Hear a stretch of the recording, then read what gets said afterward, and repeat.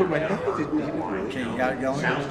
Okay, we're live backstage at the NAMM Hang, Nashville, Tennessee, 2010 at the Summer NAMM Show. And I'm with a longtime musician friend and bean counter friend. Bean counter, the accountant to music retailers, which makes me an idiot. No, not quite a drummer, but an idiot. No, an awesome guitarist, Alan Friedman.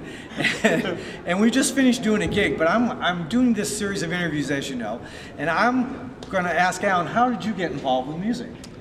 That's a great question. I'm going to give the answer that you've probably heard from tens of thousands of people.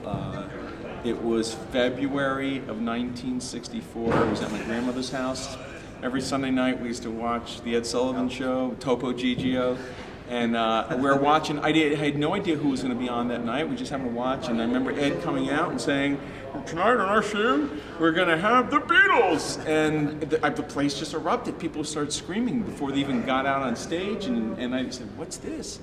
And then the Beatles came out, and I remember watching like this, going, "That's what I want to do." With all the screaming girls and everything, that's what I want to do. And I was 1964. I was 8 years old when that happened, so it was really sweet. And then you got, was guitar your first instrument? Yeah, you know, I wanted to play guitar. You know,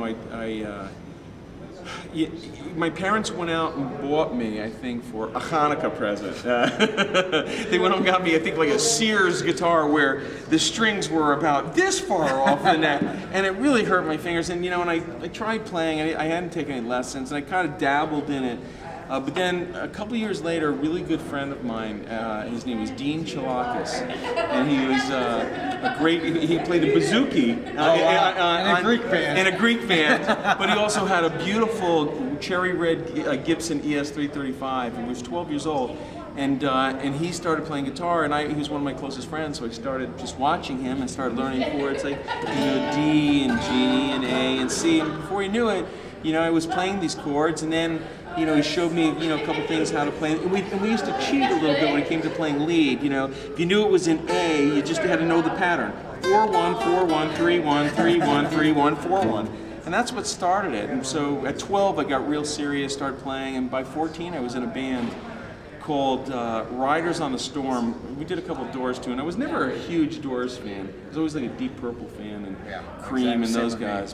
But that's how I got started. It was start with the Beatles, and then by 12 I was really starting to play. So then you got into high school, you kept playing. Yeah, I was playing a band.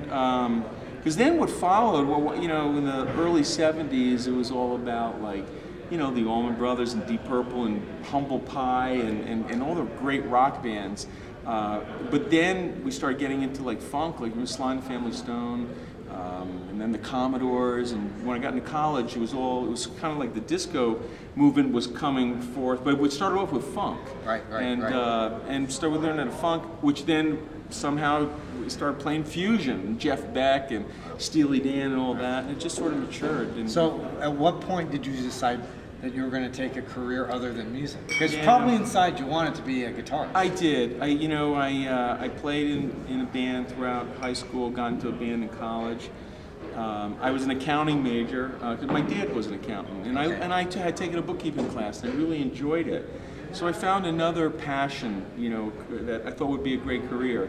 I also thought if I made some good money as an accountant, I could buy a lot of gear, a lot of guitars and amps and stuff. So, you know, it was a tough decision because I certainly had the fortitude. I wanted to persevere and continue playing music, but I knew it would be a tough road in performance, as opposed to teaching is better, those kinds of things. But I found something else I really enjoyed as well, which was accounting, but never gave up the music. But then you tied it in. You're accounting because you do accounting for music stores, and also there's some really national professional musicians. Could name some of your clients? Yeah, it started off when we got our firm. We always had a lot of local musician clients and recording studios, and because they knew I played and I had befriended all these people.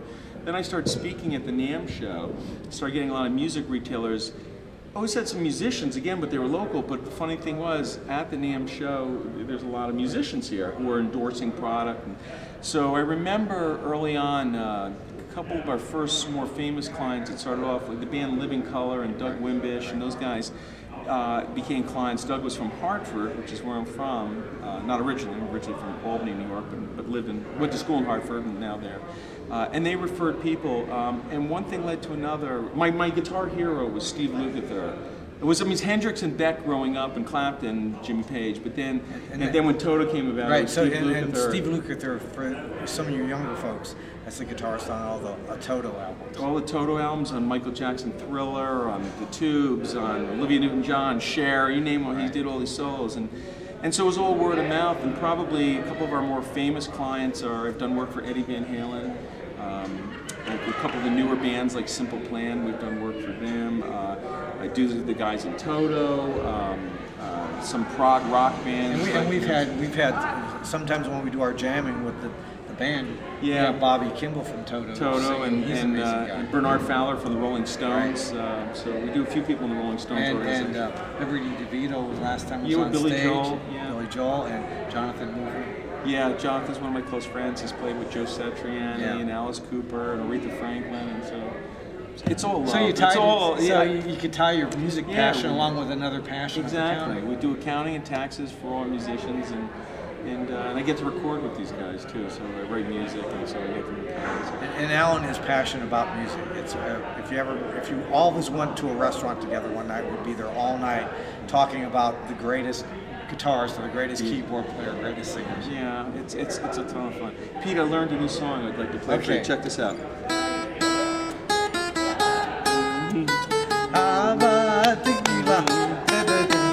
I thought you'd dig that. I think I've played that once or twice. As you can tell, Alan and I have no fun together. Yeah, it's all very serious. But thanks so much, and it's another great. Alan's a great example of going to college, and you don't have to quit playing your instrument.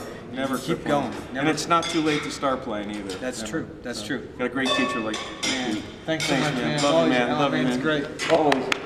Thanks so much. It's great. Signing off from NAMM, Summer Show Nashville 2010.